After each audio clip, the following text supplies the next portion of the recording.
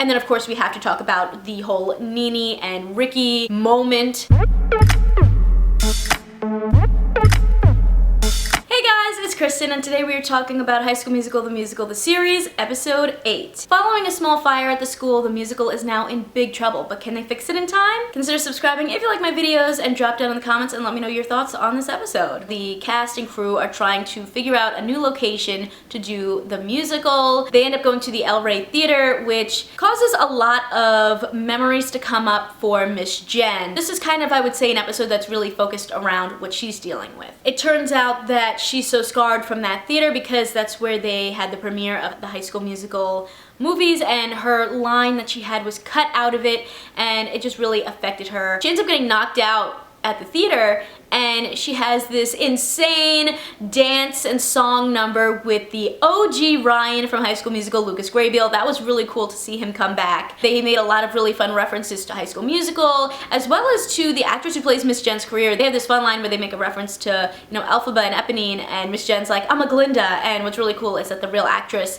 played Glinda on Broadway. It's just very like tongue-in-cheek, and I enjoyed that. While they're moving things from the show to this new theater, EJ discovers Miss Jenn's giant like red box that has all of her audition notes, directions, and staging things, and he decides that he's tired of his honesty shtick. He's done with that, and he wants to know, what did she really think about his audition? Why didn't he get the role of Troy? And honestly, I didn't think it was anything super negative. I think he kind of took it a little too much to heart, but she basically had written that she didn't think that he had like the emotional connection to the material, and that kind of really messes with him this episode. We also get to see Courtney sing for Mic Check, and I wonder if they are gonna end up doing something with her because her voice is so good. I thought that it was going to be teasing that maybe they were gonna have her take over for the role of Taylor if Gina has to leave the school, but it looks like that's not the case, and my theory was wrong. But I have to say, as much as I think the actress who plays Courtney is a great singer, I really did not like her version of Bop to the Top.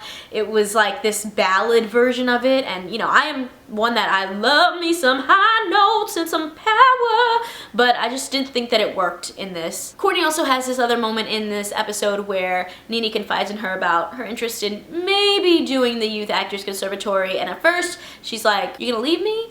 And by the end of the episode, she's calling the conservatory herself to set up something for Nini. So I don't know what that's going to mean. Like, that's kind of a big move to basically set up this audition for Nini to go to this whole other school. That just makes me wonder, like, where could the story go? Like, maybe we would see her do an audition in season 2.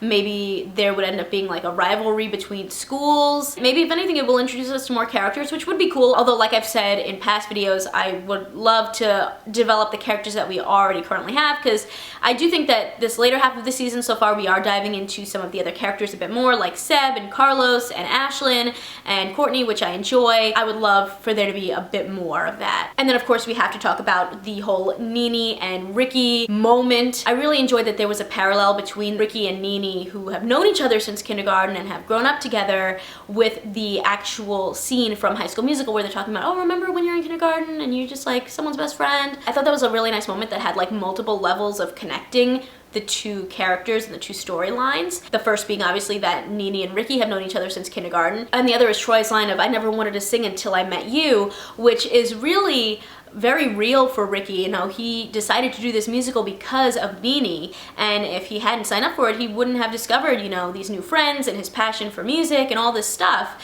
that, you know, just is really deep. I also just love that deeper connection that we got to have between Nini and Ricky. They've known each other since kindergarten. Maybe that's why Ricky felt like, oh, maybe I could stay with Nini when he was having issues with his family. Or the fact that like he's the one that gave Nini her nickname. Turns out Nini's real name is Nina, and the whole reason that she goes by Nini is because Ricky couldn't say her name right when they were little, and Ricky's real name is Richard, and she was just like, that's like an old man name, so we're gonna call you Ricky, you know? So it's just cute to know that like there was a lot more history there, and I actually wish that maybe we had learned this a little bit sooner. They've had so much ice between them that I was like, I don't know if I want to see Ricky and Nini together anymore. But to see these moments where you can really see how long they've been friends and the history that they have is really nice. They also have another almost kiss, which is like the second or third already of this season, so something's gotta happen by the end of this season, right? To be honest, I'm still thinking like, what about Gina though? What about Gina? Is this now like a little love triangle? She wasn't in this episode, and it looks like next episode is when we get into the actual performance, so I mean, it was quick. And still don't know again, like, who's Kelsey, who's Ryan, but I guess it doesn't matter.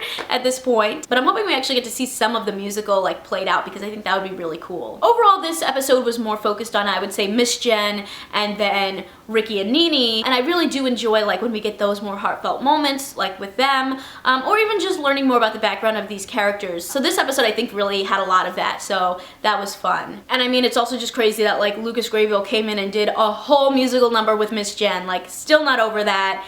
That is an epic cameo, and I hope that we continue to see more of that. So far we've got Ryan Evans and Martha Cox in this season. What more could we ask for? If you like this one, you can check out more of my High School Musical, the Series reviews right over here, and I will catch you in my next video. See ya!